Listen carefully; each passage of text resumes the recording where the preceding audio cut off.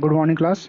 तो आज हमारा एक नया टॉपिक है, उसका नाम है वित्त आयोग। ठीक है, जो कि पीसीएस में और आरओ में हमेशा से यहाँ से एक सवाल या दो सवाल आपके आते ही आते हैं। ठीक है, तो आज हम लोग प्रयास करेंगे इस टॉपिक को समझने का, और साथ ही में जो है प्रयास यह भी करेंगे कि आज के जो पीवाईक्यू इसके हैं वह भी सॉल्व हो जाए, क्योंकि छोटा सा चैप्टर है और यहाँ इसमें जो है इस एक टॉपिक में तकरीबन 10 से 12 सब टॉपिक्स बन सकते हैं। जैसे इसका संवैधानिक उपबंध क्या है ना, इसकी जो संरचना है वो किस प्रकार से होती है, कार्य इसके क्या है। देखो, कार्य से बहुत सारे सवाल पूछे गए हैं और कई बार पूछे गए हैं।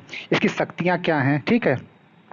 साथ में वित्त आयोग जो 14वां था, ठीक है, अभी जो हमारा बीता है उसके बारे में, जो अभी चल रहा है 2015वां वित्त आयोग, और जो 16वां आने वाला है कब से, 2026 से, ठीक है, इसके बारे में।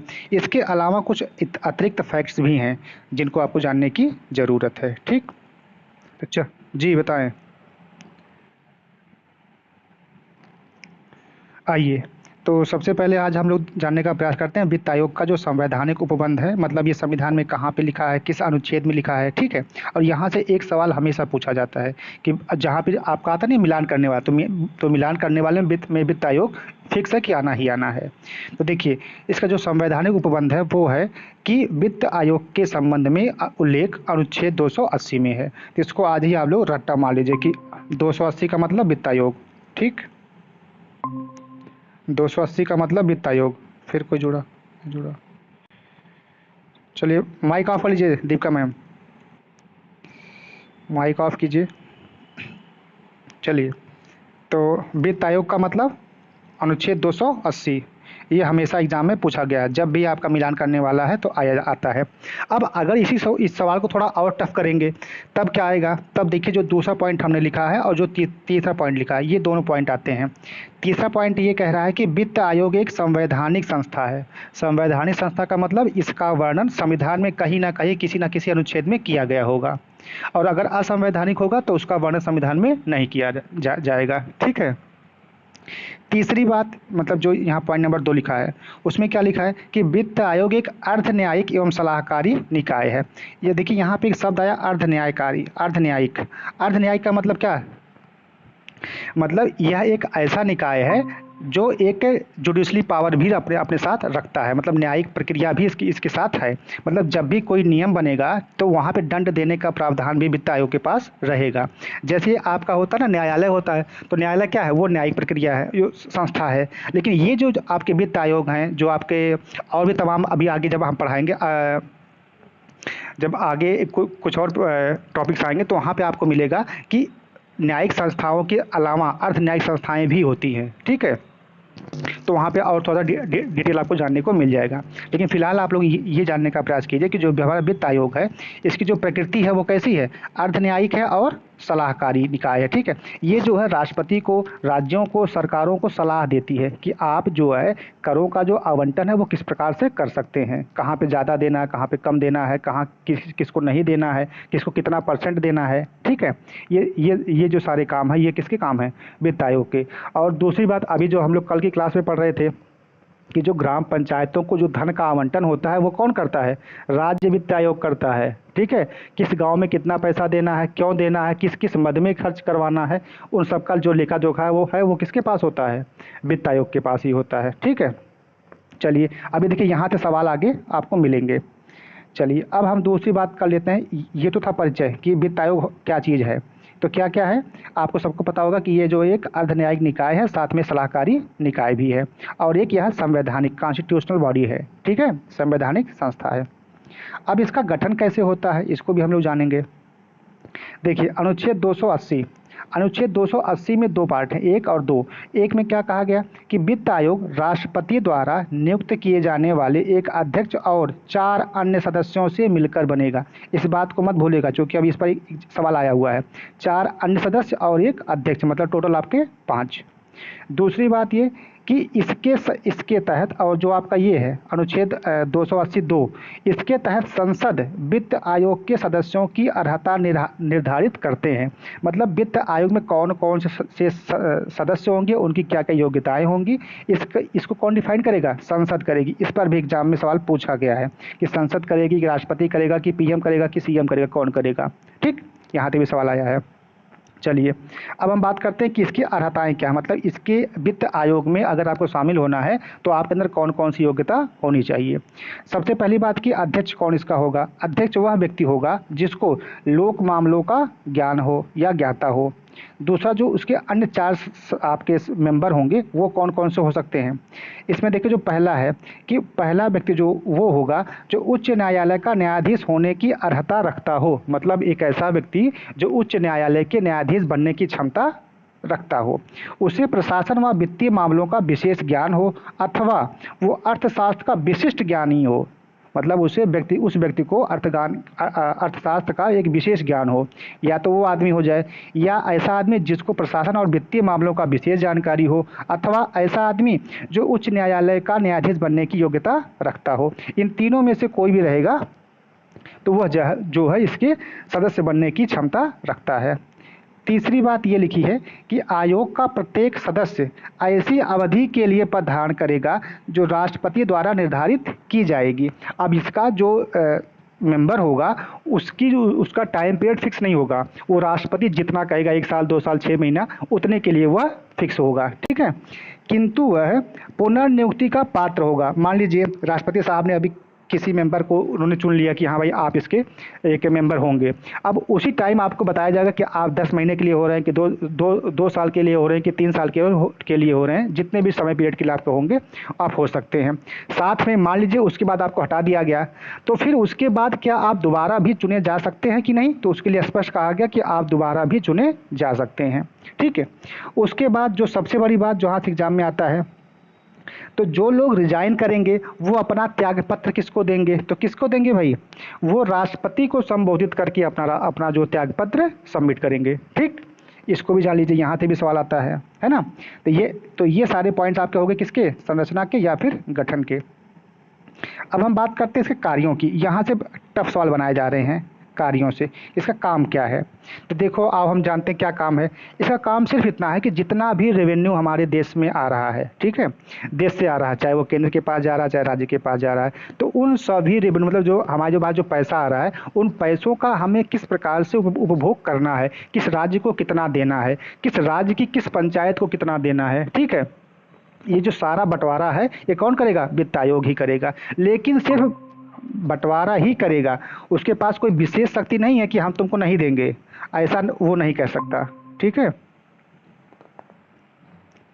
चलिए अब देखिए कार्य क्या क्या है इसके।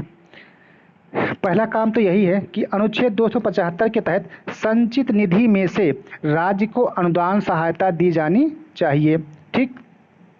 दूसरा ये कि राज्य वित्त आयोग द्वारा की गई सिफारिशों के आधार पर पंचायतों एवं नगर पालिकाओं के संसाधनों की आपूर्ति हेतु राज्य की समेकित निधि में संवर्धन के लिए आवश्यक कदमों की सिफारिश करना, ठीक है।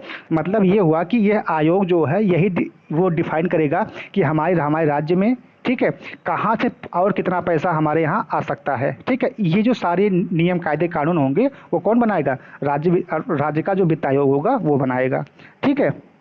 ये चीज़ें हैं।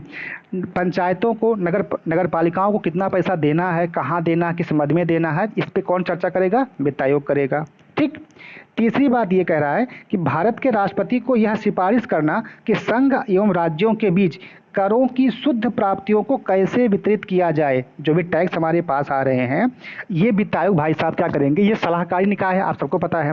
तो ये किसको सलाह दे रहे हैं, राष्ट्रपति को दे रहे हैं। कैसी सलाह दे रहे हैं कि हमारे पास जो भी टैक्स आए हैं उस टैक्स को हम किस प्रकार से संघ में और राज्य मतलब केंद्र सरकार को या जो केंद्र सरकार के काम होंगे उसमें कितना पैसा हमें कहाँ कैसे खर्च करवाना है, जो राज्य है वहाँ पे हमें कैसे खर्च करवाना है, ये सारी डिटेल जो है वित्त आयोग किसको देगा, राष्ट्रपति को देगा, ठीक है। एवं राज्यों के बीच जो ऐसे उपागमों का आवंटन करवाना। तो मोटा मोटा ये समझिए कि वित्त आयोग जो एक ऐसी बॉडी है वो क्या करवाती है, हमारे देश में जितना भी पैसा आता है उन पैसों की वो क्या करता है, निगरानी करता है, कितना आया, कहाँ आया, कैसे आया, कहाँ खर्च करना है, ये सारा काम जो है वित्त आयोग के पास होता है, ठीक। चौथी बात हम लोग कर लेते हैं शक्तियों की बात। शक्तियों में क्या कह रहा है कि आयोग अपनी रिपोर्ट राष्ट्रपति को सौंपता है। देखिए यहाँ पे भी सवाल आता है कि वित्त आयोग जो है अपनी अपनी रिपोर्ट किसको सौंपेगा, प्रधानमंत्री को सौंपेगा कि उच्च न्यायालय के राष्ट्रपति के न्यायाधीश को सौंपेगा कि सीएम साहब को सौंपेगा या किसको सौंपेगा। तो वो किसको सौंपता है, राष्ट्रपति को, क्योंकि राष्ट्रपति के द्वारा ही ये लोग आते हैं। दूसरी बात कि जिसे वह संसद के दोनों सदनों के समक्ष रखवाता है। राष्ट्रपति को वो अपनी रिपोर्ट सौंपेगा और राष्ट्रपति साहब क्या करेंगे, उसको जो है संसद के सामने रखेंगे कि भाई देखो हमारे पास इतना पैसा आया है और इतने पैसे का बंटवारा हमको जो है अपने देश के जितने भी राज्य हैं वहाँ पे हमको खर्च करने हैं। ठीक, चलिए दूसरी बात ये कह रहा है कि प्रस्तुत सिफारिशों के साथ स्पष्टीकरण एक ज्ञापन भी रखवाना है ताकि प्रत्येक सिफारिश के संबंध में हुई कार्रवाई की जानकारी हो सके। ठीक है, और ये जो दोनों बातें हैं ये आते हैं अनुच्छेद 281 के अनुसार। ठीक, तीसरी बात यह है कि वित्त आयोग द्वारा की गई सिफारिशें सलाहकारी प्रकृति की होती हैं। इसे मानना या ना मानना सरकार पर निर्भर करता है, बाध्यकारी नहीं है, यह सिर्फ सलाहकारी संस्था है। यह आपको सिर्फ एक सलाह दे सकता है कि किसी भी राज्य को कि भाई देखिए हमारे पास इतना बजट है, इतना पैसा है, आप इसको इस प्रकार से यहाँ खर्च कर दीजिए। अगर सरकार ने आपकी बात मानी तो ठीक है, नहीं मानी तो कोई बात नहीं। तो लेकिन यहाँ पे जो इनकी जो प्रकृति है वो बहुत स्पष्ट रूप से हमने पहले ही लिख दिया है, सलाहकारी निकाय है। ठीक है, ये सिर्फ क्या कर सकता है, सलाह दे सकता है। तो आई होप कि इतनी बातें आप लोगों को समझ में आई होंगी। ठीक, नेक्स्ट आपका है 14वां वित्त आयोग, 15वां वित्त आयोग और 16वां वित्त आयोग। अब यहाँ से सवाल फिक्स है, आने ही आने हैं, अब आते ही आते हैं। ठीक है, अब चूंकि इस समय हमारा चल रहा है कौन सा आयोग, 15वां वित्त आयोग चल रहा है, तो एक साल मतलब एक वित्त आयोग पीछे और एक वित्त आयोग आगे हमको इन तीनों को जानना रहता है। तो सबसे पहले हम बात कर लेते हैं किसकी, 14वां वित्त आयोग की। तो ये कब से कब तक था भाई, 1 अप्रैल 2015 से 31 मार्च 2020 तक के। इसके अध्यक्ष साहब कौन थे, YV रेड्डी साहब थे। चलो अब हम 15वें वित्त आयोग की बात करते हैं जो फिलहाल चल रहा है 1 अप्रैल 2020 से 31 मार्च 2025 तक, लेकिन जिसे वर्तमान में 1 वर्ष 25-26 तक का विस्तार किया गया है। मतलब अब जो हमारा 15वां वित्त आयोग होगा वो कहाँ तक जाएगा, 2026 तक जाएगा। अब इसके अध्यक्ष कौन साहब हैं, NK सिंह साहब। ये हमेशा एग्जाम में पूछा जाता है कि प्रेजेंट टाइम में कौन सा वित्त आयोग है, पहला सवाल। दूसरा सवाल ये है कि संविधान भारत की आज़ादी के बाद अभी तक कितने वित्त आयोग बनाए गए, सवाल नंबर 2 हो गए।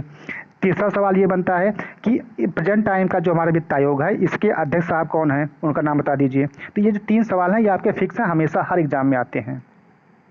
तो इस बार जो हमारा 15वां वित्त आयोग चल रहा है इसके जो अध्यक्ष साहब उनका क्या नाम है, NK सिंह साहब है। बाकी जो अन्य सदस्य हमारे हैं उनके नाम यहाँ पे लिखे गए हैं। अजय नारायण झा साहब हैं, डॉक्टर अनूप सिंह हैं, अशोक लाहिड़ी साहब हैं और डॉक्टर रमेश सिंह हैं और अरविंद मेहता साहब हैं। अब हम बात करते हैं 16वां वित्त आयोग के बारे में। चूँकि नई बात है तो यहाँ से सवाल बनना फिक्स है। तो यहाँ से क्या क्या सवाल बनेंगे उसको भी आप लोग जान लीजिए।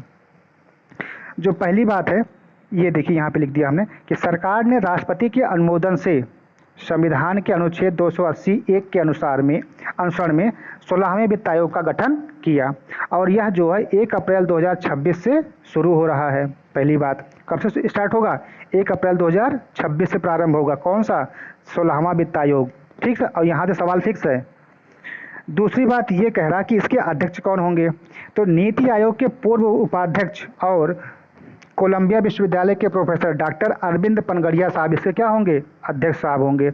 यह भी सवाल पूछा जा सकता है, बिल्कुल 100% आएगा, फिक्स है। तीसरी बात यह है कि 16वें वित्त आयोग के सदस्यों को अलग से अधिसूचित किया जाएगा। ठीक, और जो चौथी बात है कि श्री ऋषितक रंजनम पांडे को आयोग का प्रमुख सचिव बनाया गया है। ठीक है, तो एक सचिव साहब का नाम जान लीजिए, एक इसके अध्यक्ष का नाम जान लीजिए और ये कब से शुरू होगा, 1 अप्रैल 2026 से प्रारंभ होगा। ये 3 बातें आपको जाननी है। ठीक है, अब गठन होने के साथ साथ एक इनको जिम्मेदारी भी दी गई है कि 16वें वित्त आयोग के अनुरोध किया गया है कि वह 1 अप्रैल 2026 से पहले होने वाले 5 वर्षों की अवधि को कवर करते हुए 31 अक्टूबर 2025 तक अपनी रिपोर्ट को उपलब्ध करवा दे। ठीक है, ये इनसे काम कहा गया है। लेकिन अब यहाँ से सवाल कितने बनेंगे, पहला सवाल तो ये कि जो इस बार 2025 में आप लोग एग्जाम देने वाले हैं है ना। पीसीएस का एग्ज़ाम आप लोग कब देने वाले हैं? तो 2024 के लास्ट में देंगे, 25 में भी आप लोग देंगे। तो यही पूछा जा सकता है कि अब वर्तमान में कौन सा वित्त आयोग चल रहा है। तो चल रहा है 15वां के अध्यक्ष साहब कौन है, ठीक है। या इसके बाद कौन सा आने वाला है, तो 16वां आने वाला है। तो 16वां के अध्यक्ष साहब का नाम क्या है, ठीक है, और इसके सचिव का नाम क्या है, और यह कब से प्रारंभ होगा। ये 3 बातें यहाँ से पूछी जा सकती हैं, ठीक है। चलिए, और लास्ट आज आपका है इस कुछ अतिरिक्त फैक्ट भी हमने इसमें डाल दिए हैं जो अक्सर सवाल में पूछे जाते हैं। जैसे जो पहला है वो यही है कि प्रथम वित्त आयोग का जो गठन हुआ था उसके अध्यक्ष का नाम बता दीजिए। तो उनके अध्यक्ष का नाम क्या था? केसी नियोगी साहब थे। और यह कब बनाया गया था? 22 नवंबर 1951 को बनाया गया था। यहाँ से भी सवाल आते हैं और अक्सर पूछे जाता है। दूसरी बात यह भी जान लीजिए कि जो राज्य वित्त आयोग है वह भी क्या है? एक संवैधानिक संस्था है, कॉन्स्टिट्यूशनल बॉडी है, ठीक। तीसरी बात यह है कि 14वें वित्त आयोग ने केंद्र के विभाज्य कर पूल में राज्यों की हिस्सेदारी 32% से बढ़ा करके कितनी कर दी है? 42% करने की अनुशंसा दी थी 14वें ने। और ये सवाल पूछा गया है कि वित्त आयोग 14वें वित्त आयोग ने कितने परसेंट से बढ़ा के कितना परसेंट कर दिया था। लेकिन जम्मू कश्मीर के मामले में थोड़ी सी बात अलग कही गई थी, तो उसको भी जान लीजिए। और ये सारे सवाल पूछे गए हैं। जम्मू कश्मीर वाली बात देखिए यहाँ पे हमने लिख दिया है। चौथी बात कि 15वें वित्त आयोग ने केंद्रीय करों के निवल आगमन मतलब फिक्स वाला विभाज्य कर पूल का 41%, हमने बात कही थी 42, लेकिन इन्होंने क्या किया 1% काट करके 41%। अब तक 42% के स्थान पर मतलब अभी तक कितना हो रहा था 42, लेकिन इन्होंने क्या किया 1% कम किया। और जो 1% कम किया है वो कहाँ दिया है? जम्मू कश्मीर को दे दिया। क्यों? क्योंकि अभी वो राज्य क्या नया राज्य बना है, उसको पैसे की आवश्यकता होगी। तो हमने जो 1% काटा है अपना वहाँ पे दे दिया, ठीक। देखिए ये तो वही बात यहाँ पे लिखी हुई है कि 15वें वित्त आयोग ने केंद्रीय करों के निवल आगमों का 41% राज्यों के साथ साझा किए जाने की अनुशंसा की है। मतलब कि अब आपको हम 41% देंगे, 42% नहीं देंगे। जो 1% हमारा बचेगा वो हम किसको दे रहे हैं? जम्मू कश्मीर और लद्दाख वाले जो हमारे संघ राज्य है उनकी आवश्यकताओं के वित्तीयन हेतु कमी की गई है, ठीक है, वहाँ पे हम लोग दे देंगे। तो ये बात आपकी जो है बताई गई है। तो इस प्रकार से जितने भी सवाल वित्त आयोग से बन सकते थे वो बात उन सब पे हमने यहाँ पे चर्चा कर ली, ठीक। अब इसके बाद हम लोग किसके चर्चा करने वाले हैं? अभी तक जितने भी कंटेंट थे इसमें वो सारे कंटेंट आपको यहाँ पे दे दिया गया। अब सिर्फ बच रहा है आपका PYQ। तो आइए अब हम लोग PYQ की चर्चा करते हैं, ठीक है। तो आइए आप जो है PYQ पे चर्चा करते हैं। चलिए, तो अब हम लोग चर्चा करने वाले हैं किस पे? वित्त आयोग के PYQ पे। यहाँ पे हम लोग देख लेते हैं इसका PYQ। चलिए, तो जो सबसे पहला सवाल है वो सवाल इसके किस पे पूछ लिया गया है? नियुक्ति पे, ठीक है। चलो, काम पे पूछा गया है। सवाल नंबर 1 ये आपका जो है UPLDA 2002, ठीक है, प्री का सवाल पूछा गया है। सामान्य रूप से भारत में प्रति 5 वर्ष बाद वित्त आयोग की नियुक्ति की जाती है। अब इसके लिए देखिए 4 ऑप्शन दिए गए हैं। तो कौन कौन से ऑप्शन क्या क्या सवाल कह रहा है? राज्यों की वित्तीय स्थिति निर्धारित करने के लिए, वित्तीय स्थिति की निर्धारण ये नहीं करता है, टैक्स कितना आ रहा है उसको कहाँ खर्च करना, सिर्फ इतनी बात करता है कि इसका कितना खर्चा है उस पर मतलब नहीं है। केंद्र सरकार की वित्तीय स्थिति निर्धारित करने के लिए नहीं है, ऐसा कुछ नहीं है। केंद्र सरकार के वित्तीय संसाधन निर्धारित करने के नहीं, बिल्कुल ऐसा नहीं है। केंद्रीय अनुदान और संघ के राजस्व में राज्यों का अंश निर्धारित करने के लिए, यही अभी आपको हमने ऊपर बताया है कि राज्य को हम कितना देंगे, केंद्र को कितना देंगे, यहाँ पर बंटवारा करने के लिए इसका काम पड़ता है, ठीक है। तो ये आपका है। तो ऑप्शन नंबर कौन सा से होगा? D, ठीक है। बाकी सारी बातें आपको यहाँ पे डिटेल में दी गई हैं, इसको आप लोग पढ़ सकते हैं, है ना। चलो बच्चों आगे देखते हैं। उत्तराखंड PCET 2002 का सवाल है। कौन सा? सवाल नंबर 2। यहाँ पे क्या कहा जा रहा है कि निम्नलिखित में से किस एक की सिफारिशों के आधार पर संघ एवं राज्यों के बीच वित्तीय वितरण होता है? किसकी सिफारिश पर वित्तीय बंटवारा होगा? पैसे का जो बंटवारा है कि कितना राज्य को, कितना सरकार, कितना केंद्र सरकार को, ये कौन करेगा? वित्त आयोग करेगा। अभी हमने आपको बताया योजना आयोग से कोई मतलब है नहीं, अंतर्जातीय काउंसिल से मतलब है नहीं, सहकारिता से कोई मतलब है नहीं। तो ऑप्शन नंबर कौन सा होगा? वित्त आयोग, A।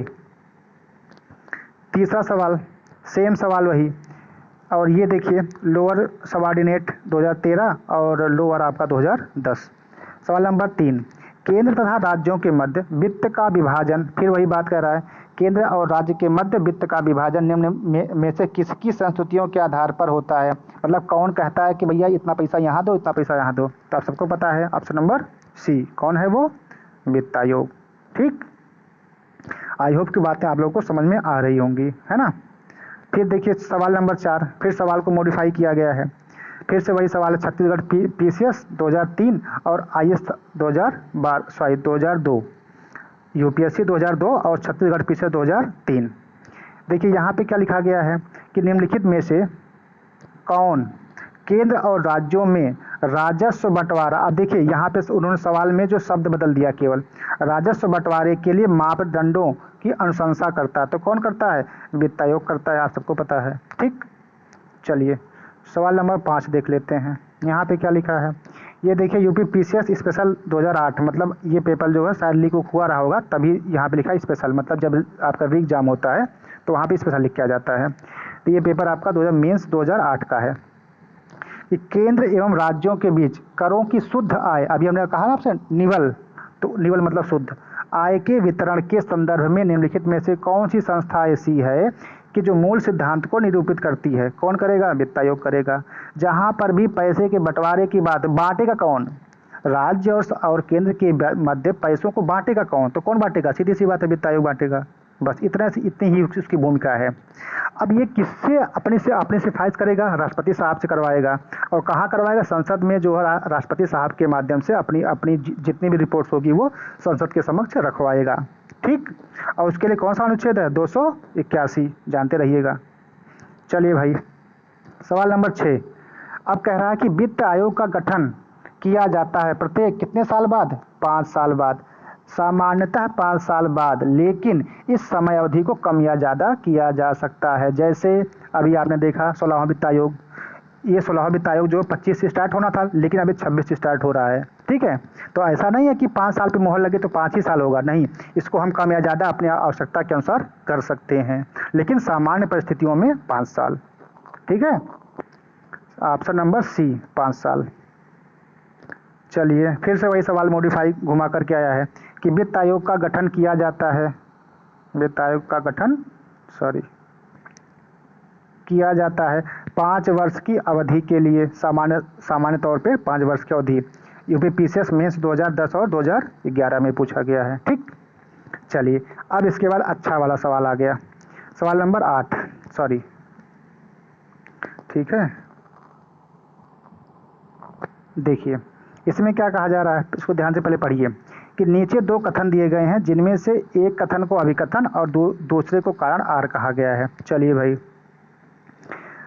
अभिकथन ए, वित्त आयोग के अध्यक्ष व सदस्यों की योग्यताओं का निर्धारण भारत का राष्ट्रपति करता है। अच्छा भैया, इसका रीजन क्या है? अध्यक्ष व सदस्यों की नियुक्ति भारत के राष्ट्रपति के द्वारा होती है। यह बात तो सही है कि उनकी नियुक्ति जो उनके साथ होती है, लेकिन उसका निर्धारण ये लोग नहीं, राष्ट्रपति नहीं करता है। ठीक है, अभी हमने आपको ऊपर ही पढ़ाया था कि उसका निर्धारण ये नहीं करते हैं, लेकिन हाँ उसकी नियुक्ति कौन करेगा? यही साहब करेंगे। ठीक है, तो यहाँ पे देखिए ए और आर दोनों सत्य हैं, तो दोनों कहाँ सत्य हैं? ये ऑप्शन नहीं होगा। बी में कह रहा है कि दोनों सत्य हैं, तो दोनों सत्य नहीं होगा, बाकी आगे पढ़ने का काम ही नहीं है। ऑप्शन नंबर सी क्या कह रहा है?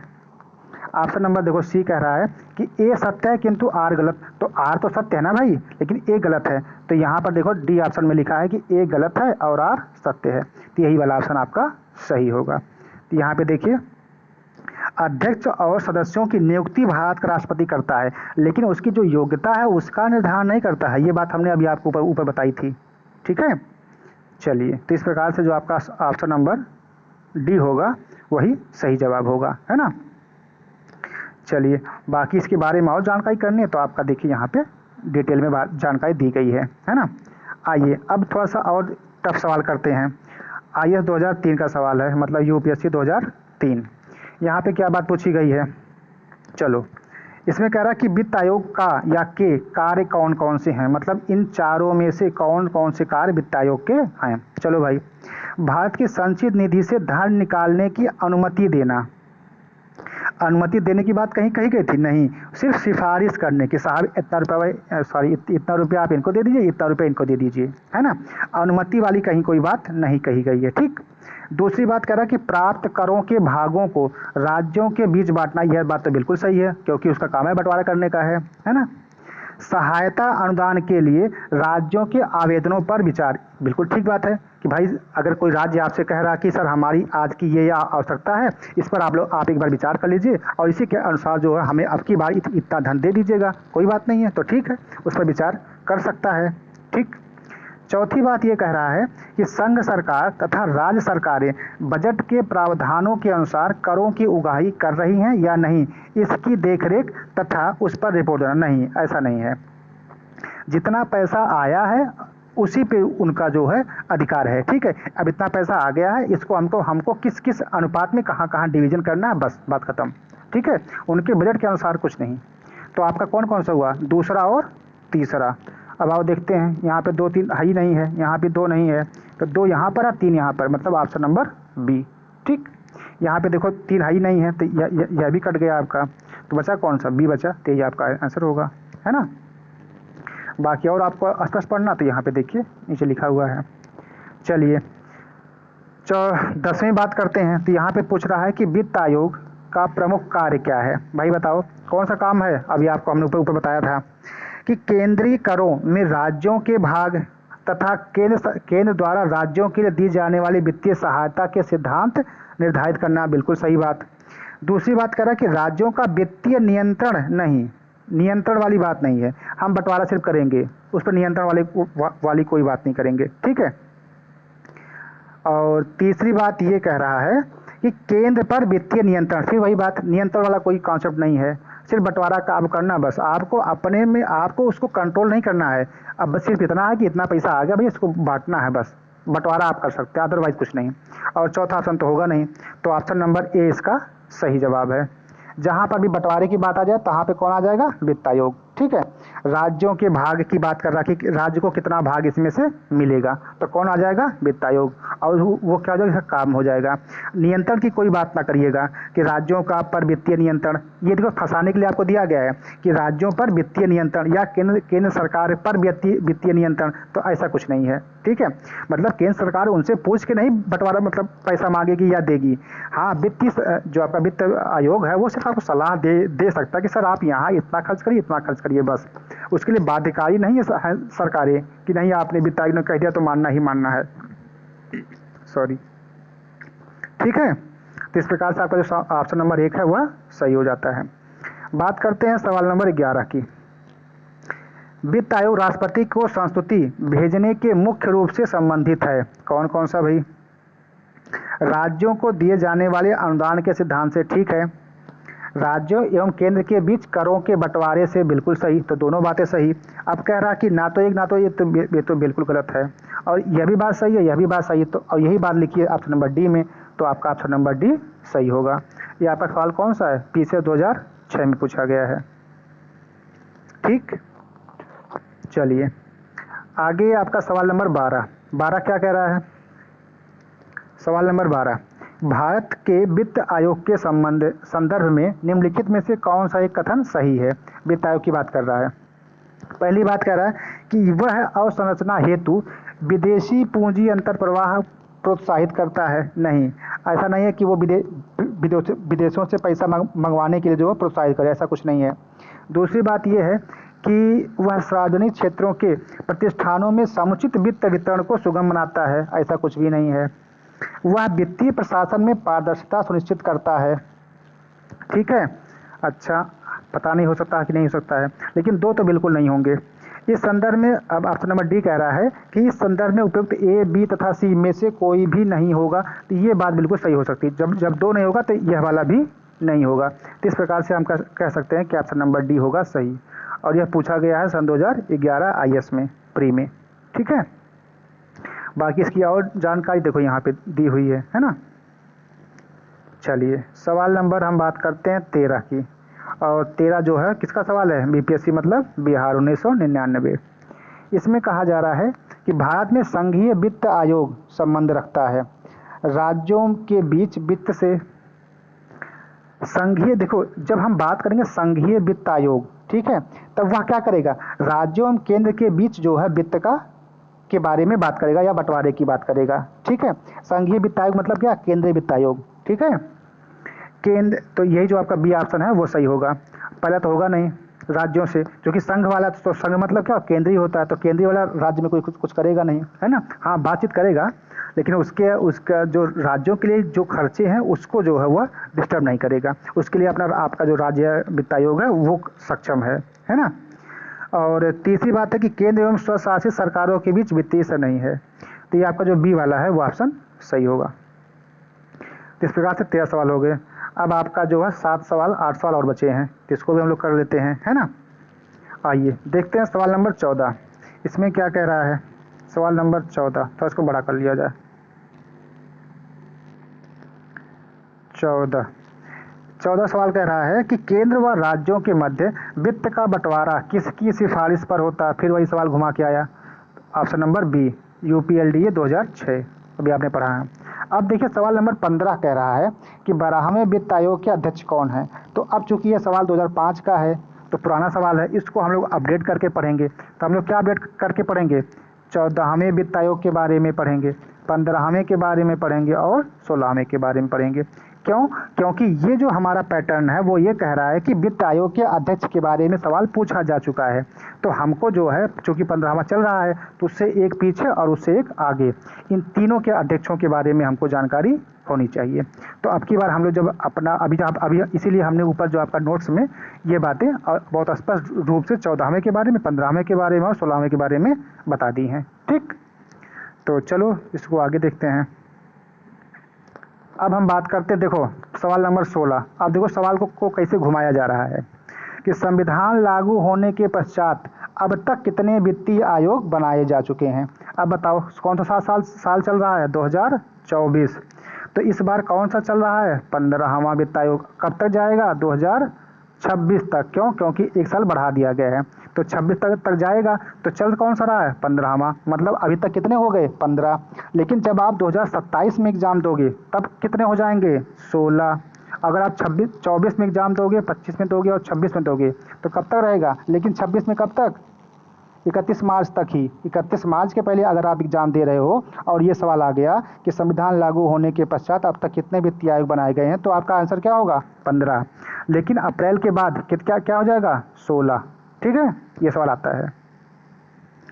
चलिए भाई अगला सवाल की बात कर लेते हैं। तो 13वां सवाल आपका, 13वां सवाल क्या कह रहा है कि वित्त आयोग के अध्यक्ष कौन है। फिर वही बात, तो हमको पता है कि अध्यक्ष का कौन है ये बात पूछेगा, इसलिए हमने आपको 14 के बारे में, 15 के बारे में और 16 के बारे में बता दिया है।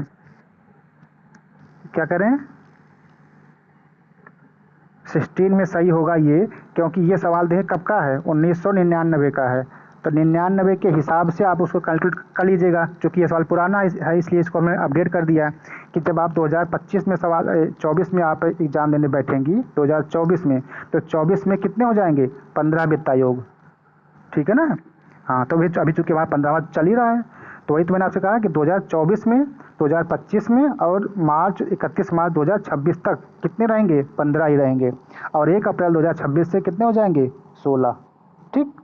चलो क्लियर हुआ। चलो बच्चों जी, ठीक है। वो तो आपका जी, उसको सर आप कैलकुलेट कर लीजिएगा, कोई दिक्कत नहीं है। जी नहीं, ठीक है आपकी बात सही है, लेकिन एक बार थोड़ा इसको एक बार पूरा देख लीजिए कि क्या 5 साल से कम वाला भी कोई बना था कि नहीं, या 5 से ज़्यादा वाला बना था कि नहीं। जैसे इसी साल जो आपका जो 15वां चल रहा है, ये तो ऑफिशियली आपका 5 साल का चाहिए था, लेकिन 25 से वो 26 बढ़ा दिया गया है। तो जब हम कभी भविष्य में पढ़ेंगे तो वहाँ पे 6 साल का पढ़ेंगे। तो अब देखो सवाल यह भी बन सकता है कि कौन सा वित्त आयोग 6 साल का हुआ था, तो कौन सा हुआ था, 15वां हुआ था, है ना। इस प्रकार से आपके सवाल मॉडिफाई किए जा सकते हैं, है ना। तो उसको आप एक बार क्लियर कर लीजिएगा। बात करते हैं सवाल नंबर 18 की। देखिए 18 में क्या पूछ रहा है, 14वें वित्त आयोग के अध्यक्ष का नाम पूछ रहा है। तो कौन सा 14वें वित्त आयोग के जो अध्यक्ष थे, अभी हमने आपको ऊपर बताया वाई.वी. रेड्डी, अभी ऊपर ही क्लास में बताया था, वाई.वी. रेड्डी साहब। तो ऑप्शन नंबर सी इसका सही जवाब, ठीक। चलिए अब देखिए कह रहा है सवाल नंबर 19 कि वित्त आयोग एक चेयरमैन होता है और वित्त आयोग का एक चेयरमैन होता है, साथ में अन्य कितने सदस्य होते हैं। तो सबसे पहले ही हमने आपको बता दिया था जब उसकी संरचना बता रहे थे कि आपका एक अध्यक्ष होगा, चेयरमैन चेयरमैन का मतलब अध्यक्ष, और साथ में कितने होंगे, 4 लोग होंगे। ठीक है, तो 4 अन्य सदस्य होंगे और प्लस एक आपका अध्यक्ष हो गया और प्लस आपके 4 अन्य मेंबर हो गए, तो 4 और 1 5 मिला करके। ठीक, ये पूछा गया, कब का पूछा गया है, स्पेशल 2008 यूपी पीसीएस मेंस का सवाल है। आगे बढ़ते हैं सवाल नंबर 20 पे।